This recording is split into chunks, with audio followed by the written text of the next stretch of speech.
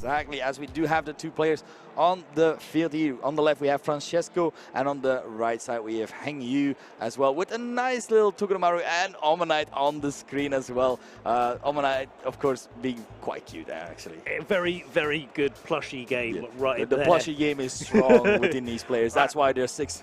I've got to say, Togedemaru is one of my favorite plushies that's out there. He's round. I love it. that's my motto. Feel, Lechonk, they're round. I love them. Hey, you know what? I've got to be honest. I'm in total agreement here right now. The round type. That's the type. Oh, look Omanite's kind of round as well. He's looking as he wants to be picked up. Please pick me up. Pick me. That's probably. Yeah, I'm buying an Omanite now. Do you know what? I'm gonna let you.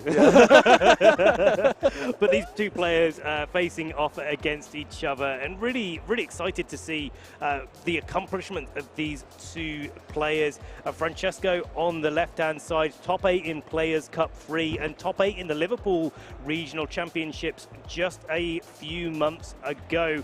Really doing very well, and I believe had a pretty decent showing at European Internationals. I think, if I remember rightly, Francesco did play on the stream as well. Yeah, I think you're absolutely right there. Of course, we have Hengyue Zhang as well with the 2023 EUIC Day 2, 2020 Bochum Regional Day 2, 2020 the San Diego Regional Top 16, and the 2020 DC Open Top 4. Quite accomplished player as well, and a bit more, well, didn't want to say less recent, but 2020 is not that far off, actually. It's really not. Sometimes it can feel like a while away, but only a few years. And definitely nice to see a player coming in that's played in multiple different regions as well. There's certainly, if you look at the Milwaukee stream that's happening at the moment, most likely, you'll see, probably quite different, well, some of the same Pokemon, should I say, but also some different Pokemon coming out, because the North American metagame can be slightly different to the European metagame, and the different communities that are involved in building their teams coming into these tournaments. Yeah, as you see, it is exactly that. In different regions, you have different ways of building. There's a lot of things that players tend to build around. You also have these countries sometimes that tend to play one thing that they really like. Right. Earlier I was talking to Pokemon Go, and apparently all the German guys play Swampert, for example. But we have the team here with the Fluttermane, Amoonguss, Arcanine, Palafin, Tinglu, and Roaring Moon. We have seen teams like this before, with Palans just being very nicely oriented, just being able to switch out from time to time, and that strong Roaring Moon with that Dragon Dance as well. Yeah, love to see that. It looks pretty similar, maybe with a couple of changes from Paul Chewer's European International winning team there. The same 6 Pokemon at the very least, but I'm sure Francesco has a few different surprises up his sleeve here. Really nice to see the Sand Tomb, for example, on that Tinglu, going for Terra Water rather than, I believe, Terra Poison that was featured in Paul's team there. And, a nice, well-rounded, consistent team that I'm sure he knows very, very well how to pilot. Yeah, it's nice to see Sand Tomb, especially if you play a team that consists about with a lot of switching with the Palafin as well. Trying to make sure that your opponent, if he plays the same kind of team, that you're making sure, no, I'm not letting you move all that much. And here we have it, the Scizor, as mentioned earlier. Quite an interesting set with Bullet Punch, Feint, Pounce, and Quick Guard. Then we have Fluttermane, Chi-Yu, Iron Bundle, Great Tusk, and Murkrow. I cannot wait to see this Scizor in action. Absolutely. This is absolutely incredible. I love the addition of Quick Guard. Really is important to protect from a lot of priority moves that can come out in VGC, especially things like Fake Out. You can do a lot of work there. And then taking full advantage of Scizor's Technician ability with lots of different ways to do damage there, but most importantly, that feint. Feint is very interesting. Oh, especially with that Fluttermane on as a partner there. I mean, it's gonna be stopping your opponent, protecting themselves from any damage, and making sure you can get those key KOs exactly when you need to. Exactly. It's an amazing move, especially with all of these Pokemon that like to use Focus Sash as well, bringing them down to almost 1 HP, and that just being able to feint, making sure that even Protect doesn't even work in that regard. And Fluttermane and Great Tusk being 2 Pokemon that will really like seeing this, because Scizor just being able to feint time and time again, making sure this Fluttermane and this Great Tusk will be able to deal as much damage as possible as well. So I'm quite excited to see what is going to happen. We have a bit more a balanced team versus a bit more offense, and especially with that Scissor now being able to feint left and right, making sure no protects were given. Absolutely not, and it'll be really interesting to see how these two players really react to that. There's always the mind games between them, between whether or not the feint comes into play, or whether it's the whether there's no feint but also no protect. Yeah. Exactly. As all of you watching right now live, you can vote for who you think might be doing a bit better in this matchup. We have Francesco on the left and we have Zhang Hengyue on the right here. Both of these players very accomplished, so let's see what these players are gonna bring. Absolutely, and we do have to make a little bit of a correction. We had a little bit of a technical glitch there. We do in fact have a bullet punch rather than a bullet seed onto the Scissor. So just to make light of that and know exactly what we're expecting coming into the match. Exactly, bullet seed would be kind of, well, cool to see, but it was super cool. Bullet punch being the move that defines Scissor, that we all know and love. That is the Scissor we do want to see here as well. That there's just a lot of interesting things that can happen, because Scissor can take a bit more of a supportive role with its quick guard and the feint as well, because you have that Palafin with the priority move possibly, and Arcanine being able to switch in for the Intimidate cycling, also not really the greatest. But and then you have Pounce also just for speed control, so the Scissor is just perfectly fine, just deciding like, okay, you know what? Okay, I'm not maybe not attacking this hard right now, but I will make sure that my teammate will be able to be in a good position. Definitely, and you can't really discount the power of Pounce. It's not a move that on many Pokemon would be doing lots of damage, but with that Technician boost and the same type attack bonus from its bug typing, actually I could see it doing quite a bit of damage, and we'll have to see where it's relevant. I mean, looking at that Amoonguss on Francesco's side of the field, and maybe if the Arcanine is forced to go for a Terra Grass, that Pounce could become really relevant really quickly. That's actually true, absolutely. The Pokemon on Hengyue's side just are able to deal so much damage, and you have that Murkrow as well with the possible Tailwind there, just trying to make sure that it is able to support its fellow friends there as good as possible, because Great Tusk, amazing Pokemon, it has that Choice Scarf, which already makes it fast, but you still have these Iron Bundles with the booster energy that's still faster. So the Murkrow comes in and he's like, you know what, buddy? Not this time. I'm going to just go for the Tailwind. But actually, it's a really interesting item choice from Hengyue on the Murkrow, carrying that Focus Sash, but also with the Acrobatics. So making full use of that item slot, saying, Murkrow's not a Pokemon that has too much capability to take damage without holding that Eviolite. And then when it goes down to its Focus Sash, inevitably after taking pretty much any attack, probably in this case, it gets to train itself in more of its offenses and then use the Acrobatics to do a lot more damage. And a funny thing that you don't really think about until you see it, because Talonflame is the more common bird of choice these days. But Murkrow actually is naturally more offensively capable than Talonflame. Sure, so looks it. It's going to be doing quite a bit of damage. Exactly. There's no need for Hunchcrow when the Murkrow can deal the flapping of its wings just as well. It's the thing that I'd like to see as well, this Roaring Moon being able to set up a Dragon Dance on Francesco's side could provide to be quite difficult to deal with, as we do have the leads here. We have the Chiyu and the Iron Bundle, and as previously mentioned, the Roaring Moon and the Amoonguss. And it's going to be Amoonguss sitting in a pretty tough position right now. It'll be interesting to see whether or not Francesco feels the need to go for a Terra just to protect the Amoonguss, or whether the Roaring Moon is, kind of needing to take up that Terra slot because of the Acrobatics.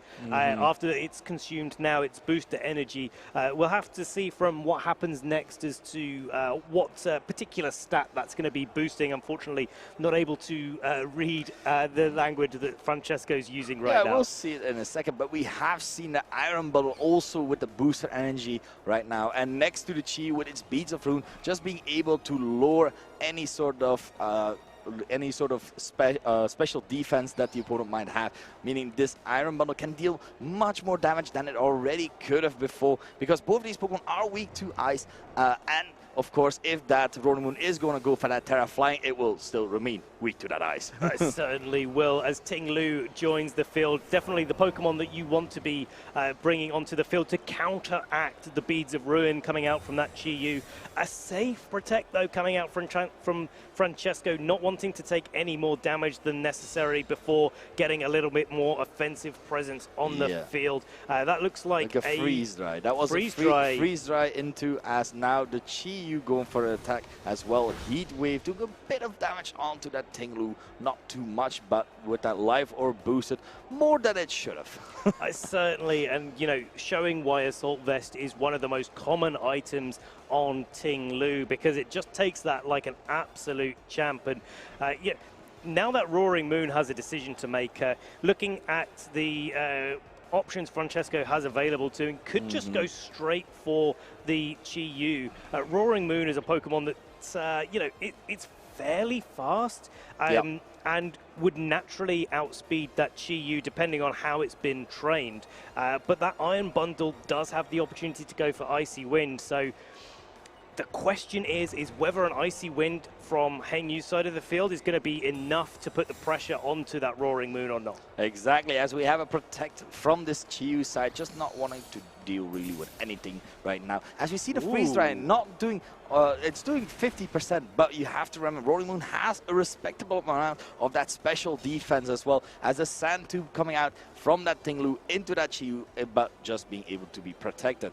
Now Roaring Moon is below 50%, meaning this Iron Bundle is looking kind of nice. It really is looking nice. I mean, just seeing it do just the Freeze Dry doing just more than half means that it's definitely going to be susceptible to another Freeze Dry, and I really like the way that Hengyue has played that. But the Chi-Yu, on the other hand, it has just protected. It's kind of vulnerable now. So while you've got a great KO to get onto the Roaring Moon, you're also got to worry about the Chi-Yu on your side of the field. And if Francesco is able to take advantage of this turn, maybe switching the Roaring Moon out and attacking with Ting Lu, could make a really big play this turn. Yeah, it's just as you said. And we have the activation of that Terra type onto that Chi-Yu right now, being a bit faster right now, going with that Terra Grass this time around, making sure that any sort of ground type attacks from this Ting Lu will be able to take it quite well, as we have on the other side, Francesco, both players, same mind right now, we have to Terra this instant, as both their Pokemon of Ruin have now that Terra type, the Chi with the Grass type, and the Ting Lu with that Water typing. I kind of like Hengyue's position there a little bit more. The Hydro Pump, though, does go into that Ting Lu. No Protect coming out from Francesco's side of the field. The Terra Blast is going to be following up from Chi-Yu, hitting into that Ting Lu. Not enough to pick up the KO, though, but this Roaring Moon is capable of attacking. It's going to get the Acrobatics into this Grass-type Chi-Yu and pick up an easy knockout here. Wow, that was well played. Not protecting the Roaring Moon, despite being in a disadvantage situation where it could have been KO'd. The Sand Tube going into that Iron Bundle, not just KOing it, but that's why you play Sand Tube, for that residual damage, and so it does manage to go down. Very well played there by Francesco, just seeing the way that, all right, he might see me protect with the Roaring Moon. Instead, I am going to not protect and just opt to attack the Chi-Yu as hard as I can. It's a difficult read to be making in that position when you're so heavily under threat. And okay, Simon, take this. The Sizzles come onto the field. This is all here, you. My boy. We have the Scissor here right now. Quite interesting to see. The Ting Lu is low, and we don't have any sort of Intimidate as far as we have seen as of yet. Roaring Moon, good special defense, but not that great of a defense. So Bullet Punch might be enough to kill this Roaring Moon from this range. And we have the Choice Scarf on the Great Tusk, being able to outspeed quite a lot of things, depending on what the Roaring Moon actually boosted earlier. Right, I think it's an attack boost, you know, based on the kind of speed interactions, because that iron, well, I suppose the iron bundle would always go first, but it did manage to outspeed the and the Chi was faster as a Roaring Moon as well. Potentially. Do you know what? I actually missed that, but right now we've got the Arcanine switching in for that Ting Lu, a really nice switch into two physical attackers on Hengyue's side of the field. So Francesco just controlling the board state a little bit, and there's that feint coming out. It's going to be a headlong rush following up into that Roaring Moon, enough to pick up the one-hit knockout, and certainly Arcanine not going to be appreciating seeing that Great Tusk locking into headlong rush. But Francesco still... Well, no, Francesco used the Terra type, so that Arcanine isn't able to go into a Grass type right now. Yes, but yeah, as we see right now, it does have the Amoonguss still on the field, which is one of those Pokemon that's just very nice to use. You can choose to just switch out your Arcanine again, go for another Intimidate Sack, because there's nothing really that Hengyue can do really against this, because, yeah, you will keep being intimidated. You will be -2 as well. The Scissor, however cool it is, will not be able to provide as much damage if it keeps being intimidated next to that Great Tusk. As we do actually see just a feint into the Arcanine with the Rage Powder from the Amoonguss. Their feint going before Rage Powder, meaning now the Great Tusk will be redirected with that headlong rush into Amoonguss, doing not that much of damage and lowering its defenses yet again. Yeah, nice defensive play there coming out from Francesco, not giving any ground whatsoever, and now removing that feint option from the field. Of course, now Francesco free to go for the Rage Powders as much as possible, and Hengyue's Great Tusk, unfortunately, is going to get more and more stat drops in its defenses, and so even though Great Tusk is a Pokemon that really can take hits on the physical side, eventually that Flare Blitz is just going to be able to knock it out fairly easily. Yes, it is just as you said, Flare Blitz is still a strong move, and it is already -2, meaning its defenses are already quite low. It's not looking great for Hengyue, but you still have that possibility, because this is Pokemon, of course, of critical hits, the power that is inside. Absolutely, Ting Lu is going to be switching in here, and a Protect, if I'm not mistaken, is going to be coming out from that Amoonguss. So either the headlong rush goes into that Amoonguss and hits into that Protect, or the knockout on the Ting Lu this turn, and Arcanine comes back into the fray. As it happens, it is into the Protect that headlong rush went into. So now an opportunity for Ting Lu to, you know, maybe do a little bit of damage, and Amoonguss to just maybe put that Great Tusk to sleep. Yeah, just not really wanting to risk it, because you can just intimidate it, just put it lower yet again. Its headlong rush will make sure that its defenses will drop again, doing quite a bit of damage still, despite being -1, but not enough. So meaning this Amoonguss is just able to go for a Spore, eating its little snack berry there that Francesco gave him as well. Stomping Tantrum coming out. It is now -3. Let's see. This does quite a bit. Not a KO just of yet, but with the Spore, that probably seals up the game. Can I make a call? Yes. I would really like to see Pollen Puff being the thing that knocks out this Great Tusk right now. Oh, I would like to just switch out. Just give it to Amoonguss. Just give it to Amoonguss. Yeah, just give it to Amoonguss. Come on, Francesco. Like Amoonguss, you know, normally spending its time healing up its partner, putting Pokemon to sleep. There's the forfeit coming out from Hengyue, and not surprising in that position. We know that if the game carried on, that Amoonguss could. Exactly. Francesco doing some calcs in his head right now, looking up in the sky, trying to see what is going to be the next play to make, because he was able to keep that Arcanine back, which was very nice to keep as well, to make sure if the Great Tusk or the Scissor will be coming, to keep that Intimidate on lock as well. Absolutely. And really, going into Game 2, there's potentially almost no adjustments that Hengyue really needs to make. It maybe just comes down to the reads that you make in the moment, and knowing from Game 1 that Francesco is really capable and confident to go for the sort of reads where, you know, I know that the Roaring Moon can be knocked out this turn, but do you know what?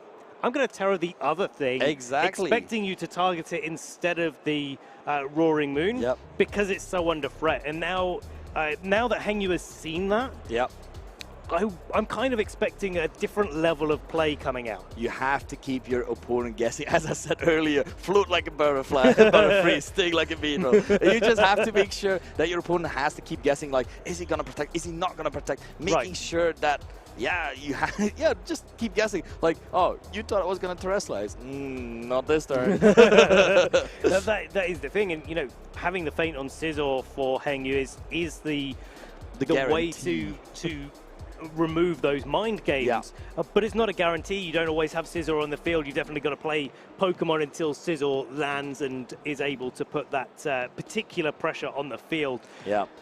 So yeah, I mean, going into this game too, it'd be really cool to see like a different bit of a switch up and these crazy reads coming out. That's what I'm looking for anyway. You know what I think would be a good adaptation for Hengyue is if instead of the Great Tusk, maybe that Flutter Mane might be willing to be doing more damage because it can get intimidated together with the Scizor by Arcanine, for example. But with that feint, you're able to guarantee that that Flutter Mane, its attack will go through whatever Pokemon you want it to hit, because there's no ghost types on Francesco's side, as we have the Iron Bundle together with that Chi-Yu and the Flutter Mane and the Palafin making an entrance. Palafin finally coming to a match here and putting a lot of pressure on, actually. You know, the Jet Punch, even from Palafin in not in its hero form, is still going to be able to do quite a bit of damage. And certainly because that Chi-Yu on Hengyue's side of the field is carrying a Life Orb, that's great for doing extra damage. But it also means that usually you don't really want to train it in its defenses because Life Orb's taking a little bit of HP every time. You want to be hitting hard and hitting as fast as possible. So, yeah, this Palafin could be the secret to success here for Francesco. We've seen this many times where a lead like this, where you see a Chi-Yu and you have a Palafin with the possibility of going for that Terra Water, where you're like, should I? Jet Punch? Terra Water Jet Punch? Maybe. But yeah, that's what the Chi-Yu. So if you want to be safe, you can just protect, for example. Or if you want to go hard for it, you just Terra grass right now and go for that offensive prowess, as we do have the switch from the Flutter Mane to the Arcanine. So Palafin still seeming to stay in right now. Intimidated, going off into Iron Bundle and the Chi-Yu. And we have the Terra, as we said. Oh, is this possibly onto the Chi-Yu? It is the Chi-Yu, not wanting to risk it here. What does the Palafin... You got excited there. I got really excited. You got excited for the Palafin there. I got excited for Palafin. I was like, is it going to happen? Not this turn. Potentially, maybe in some future turns, as the Iron Bundle does go for a Protect on this turn. It is the Jet Punch going into that Chi-Yu, doing quite a bit of damage, and actually with that critical hit, definitely making its presence known. Heat Wave, though, coming out onto Francesco's side of the field, and you see why this Life Orb combined with Beads of Ruin is such a powerful combination, because two Pokemon that resist that Heat Wave still nearly taking half of their hit points in damage. Yeah, and now you're being put in a position where, of course, because of Palafin, you resist the Palafin right now, which is absolutely great. But you have that Arcanine, unfortunately. Arcanine being able to hit you super effectively right now with a Flare Blitz. And then on the other end, again, you have the Iron Bundle with the possibility of Hydro Pumping as well.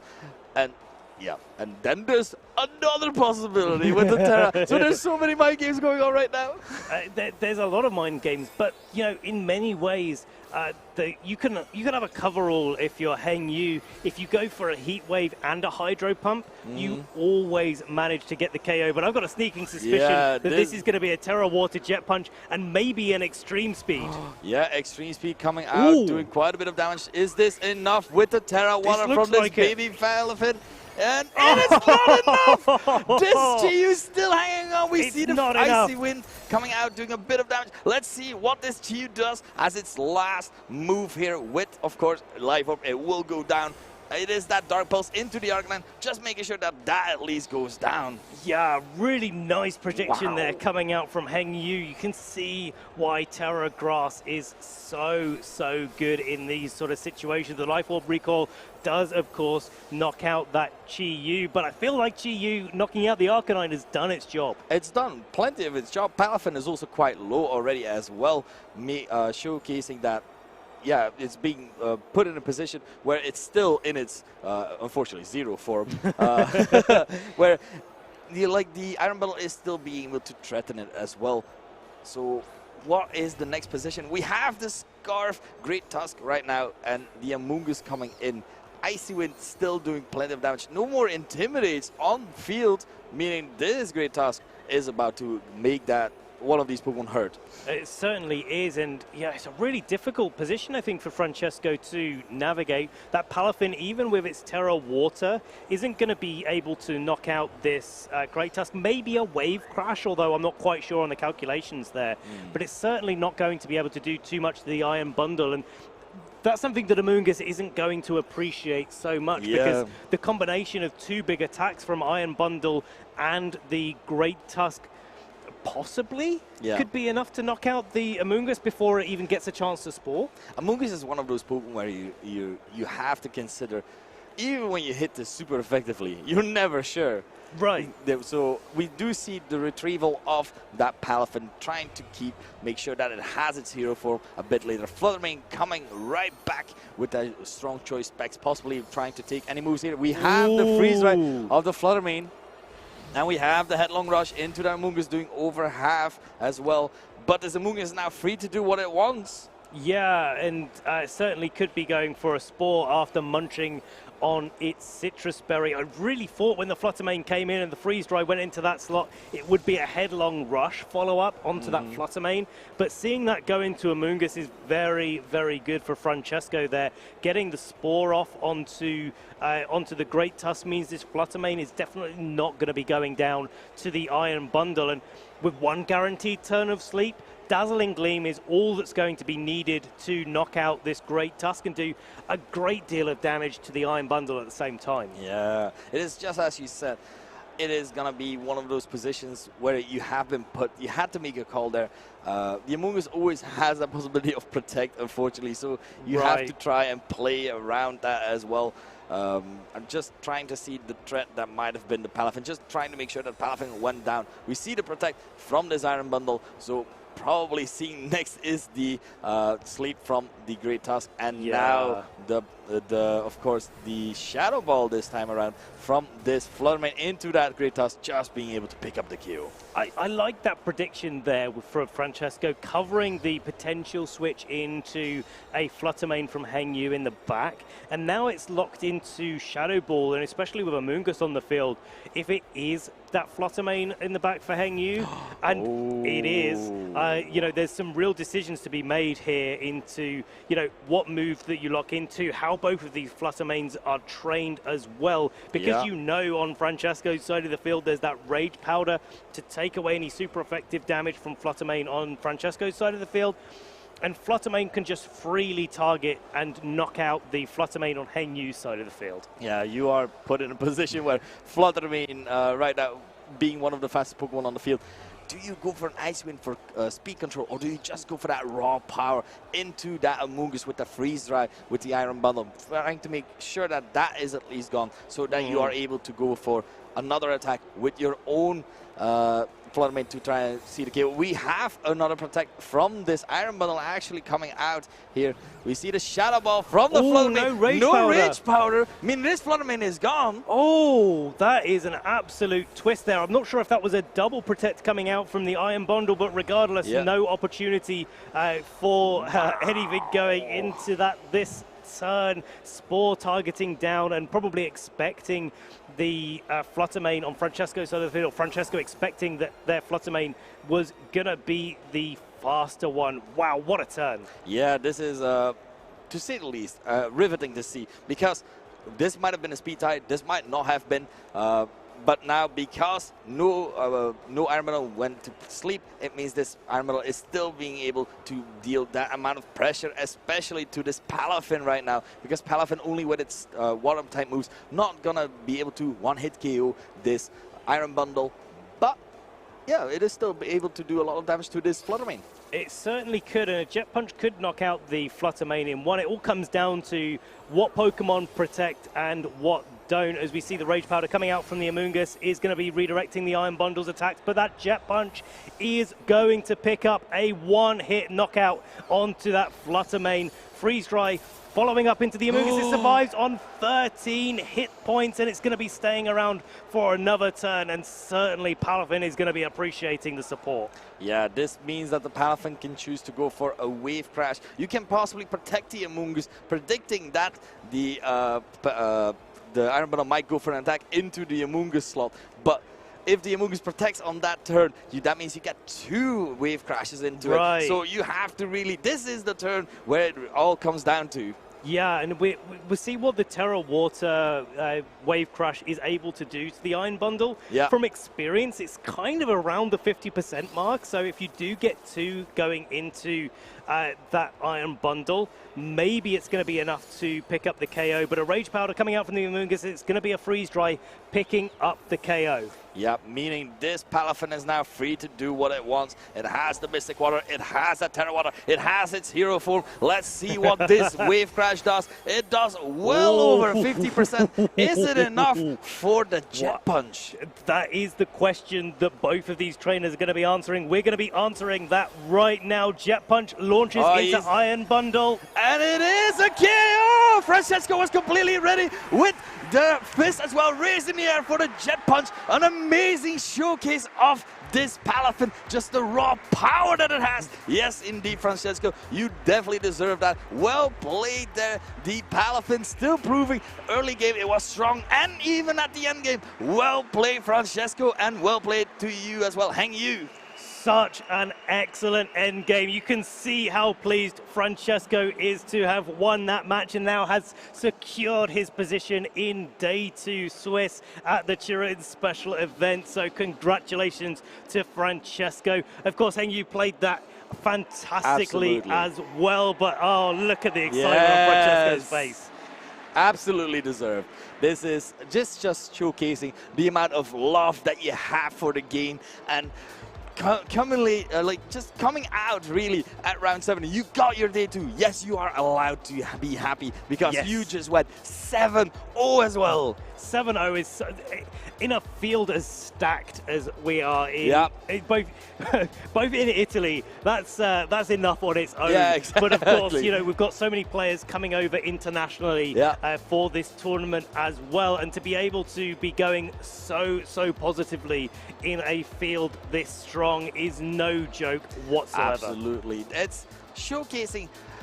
It was an amazing match. I can't say this enough. Like Hengyue seeing that he needed to get the double protect, going for it, having it, but then the Palafin just being that strong. Palafin still showcasing it's got the muscles from Brussels. It's so strong. It's an amazing Pokemon to have. And time and time again, every time we are thinking to ourselves, okay, maybe not Palance, not really the team to go to, but time and time again, that Dolphin just proves why it's Super Dauphin. Super Dauphin, the French name, of course, for Palafin there. And do you know what? I was really thinking when Hengyue got the Shadow Ball off first onto Fluttermane and got that double protect, I was really thinking, wow, it looks like Hengyue has got this, but the training on that Amoonguss, the ability to survive that second freeze dry, and also being able to train the Palafin to be that strong, the combination of Wave Crash and Jet Punch getting the KO shows why Terra Water rather than Terra Grass that we've seen more commonly is so strong in this format right now. Absolutely. And as you mentioned earlier, like we saw the Wave Crash to the Iron Bundle, we both were expecting, oh yeah, this is about to do 50% or so. Right. Absolutely demolishing our hopes and dreams for the Iron Bundle right there. And yeah, as you said, the Amoonguss had the excellent training there just to be able to survive. It's just one of those ways where you know your team by heart and you do believe in it. The no critical hits happening, like you also have like that luck factor as well. Being able to play his outs there and absolutely amazingly played there. Absolutely, and you know, it is a point that you made about knowing his team so well. I mean, it is one of the most common teams that we saw previously in the regulation set C, and playing a team for months on end, you know, really getting to know all of those finer details, what exactly that you're going to be seeing, what Pokemon you need to take to what matchups, and certainly when, you know, you're faced with a team that's slightly different from what we usually see. That's definitely one of the factors that you have to take coming into these events, because it really increases your consistency. Yeah, it's just that you know your team, you have built it, you've played with it, you know the calcs, you know what you have to do. It's just the trust that you have in your Pokemon and your Pokemon have in you, you know? Like, it's a beautiful thing, man. It's a friendship that knows no bounds. Exactly. You want to be the very best. Do it, your friend's Pokemon. but it's absolutely right. I mean, you know, you spend all of this time training your Pokemon and making sure that, you know, you do know all of those things. When you come to crunch time, you've got to make exactly the right moves. And I'm sure Francesco had a sneaking suspicion, especially in that end game for day 2, that it was going to play out after that Shadow Ball. Exactly the way that he did. But of course, that isn't to say that you're not nervous. You're not thinking inside, you're still, oh, hang on a second, like, what if it doesn't? You know, do we have to play a game 3? Do I have to, like, you know, keep the composure? And then when it goes off, and you can see how pleased Francesco is. Exactly. He was. I don't know if you saw as well. He was standing ready to hit the gritty. He's like, oh, jet punch and go! And it was an amazing pose. It just reminded me of the time for the Z moves, where some players as well on stream were just like, and okay, I'm using fire. When they did like the little dance and everything. It's just showcasing the absolute joy that Pokemon brings, and I'm so happy to be able to have cast this match as well. It's one of the best feelings when you come off of these sort of matches, and of course we're going to be able to speak to Francesco and see a little bit more about his teams and his thought processes going into that match. So we're going to kick it over to the stage with Lee and your winner from round 7, Francesco Piopera. Thank you so much, Ben, and I am here with our round 7 winner, Francesco Piopera. Congratulations, Francesco. Thanks. How are you feeling after that incredible match? I am feeling amazing. Best feeling I ever had, man. This is amazing. You were just telling me just before we came across that you've been on stream. This is the 3rd time, and you've not had the best of times on previous attempts when you've been on the stream, and this is the first time that you've actually had the win, very convincing as well. So it must feel nice, especially in your home country as well, to have such a great kind of showing on stream to the world. Yeah, it felt amazing also because I had so many friends watching me on stage, and I always lost on stream really badly every time. So I really wanted to get this milestone in my tournament career, and finally today I achieved it, and I achieved it, I think, in the best way possible, because I'm in my hometown, and I can go to day 2 now with a perfect score of 7-0. So it was everything like as perfect as possible. I couldn't imagine a better scenario. Yeah, and I mean, that was the next thing I was going to come to. You've already locked yourself in to play tomorrow, which is incredible. You must be relieved now that you know whatever happens for the rest of the day now, you're going to be playing tomorrow, and you can be pushing on to hopefully try and get that championship as well. Yeah, so I have had some expectations for this tournament, just because I prepared so hard for it, and I really wanted to perform in this tournament. And in this game, you don't always have the result you expect, because there is RNG. But my philosophy was always to try again and try again. But every time I wanted to perfect my mistakes that I made before. So like every time sharpening the blade a little bit more every time until I can finally make it. Well, you definitely did it in that last round, and I think it's a great example to everyone watching at home that, you know, if it doesn't work the first time or even the second time, not to give up and have that persistence like you've done, so you can get to this point and then you can reap the rewards and have that amazing feeling, because just watching on the stage after you got that victory was just a joy to watch. It was brilliant, and I think everyone at home enjoyed it as well. Getting into the match a little bit, because we need to talk about the Pokemon choices that you brought. I really liked the choice of the Roaring Moon, and I think in that game 1 you really utilized it extremely well. What was your thought process coming into the tournament when Fluttermane is such a prevalent force in this format? Yeah, so after this team won the European Championship by Paul Chua, everyone was expecting it in the next tournaments, even like a percentage of players to use it. But as the time passed, people started to not prepare against it, and also I think underestimate the power of the team.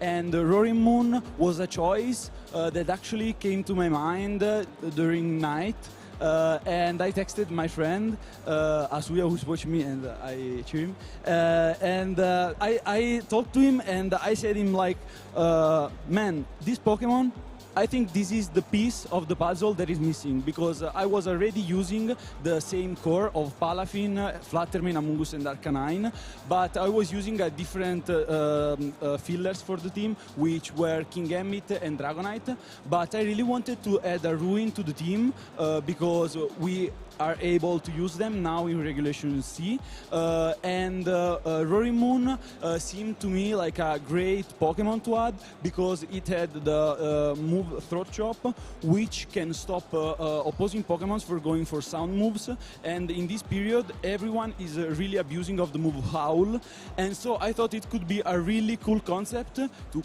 bring it. And also the most important thing is that people do not expect the damages that that Pokemon does. Like, nobody knows the damage calculations for it anymore. Yeah, it's an extremely strong Pokemon. Like you say, it does catch opponents off guard because they're not so familiar with the attack power that it brings. And I really like the use of that Throat Chop as well to prevent those howls. Like you say, it has picked up a lot of usage recently, and people are really starting to utilize it with the Arcanine in particular. So being able to completely shut that down and waste a turn for your opponent is so valuable. I think when you adapted your game plan going into game 2 as well, what was your thought process in bringing the Palafin this game? Because it really proved so pivotal in that entire match, and there must have been some real thinking behind it, so it'd be great to get an insight to what your thoughts were. Yeah, so in game 2, I saw that my opponent went for Chi-Yu and Iron Bundle with Scizor and Great Tusk in the back on game 1. So my adaptation for game 2 was mixing things up a little bit, and I brought the original core of Fluttermane, Fire, Water, Grass Pokemons with it, because I did not expect my opponent for going for the very same lead. So I was really expecting something like Markrow mode maybe, or Great Tusk and Scizor, which can pressure my Pokemons. And so I wanted to bring Palafin because it does so well against those Pokemon. But my opponent did not change his leading and his Pokemon in the back either. So I really had to start figuring out a way to get out of that really bad situations, because with a double up, he could have KO'd my Pokemon every turn. Like, every turn I risked one of my Pokemons being KO'd. So my thought was, like, Overheat can put so much pressure on my Fluttermane, which is the Pokemon that cannot protect on my team. So it was kind of obvious for my opponent to go for an attack on it, and I expected Overheat actually. So I wanted him to drop and really pivot my way again with Fluttermane to have Iron Bundle and Chi-Yu not well positioned, because without one of them being on the field, without both of them being on the field, my Fluttermane can shine, and but it cannot against Iron Bundle and Chi-Yu together. So I wanted to make the Chi-Yu drop with my Arcanine, chip it away with my priority moves, and then position well with maybe a Spore or with a Dazzling Gleam in the, to pick up some KOs and get in a position of advantage. Yeah, that makes a lot of sense, and I think I like the you know, when you were in that position, and I think it was turn 2, and the Terrasilize happened when the Chi-Yu went for that Terra Grass type.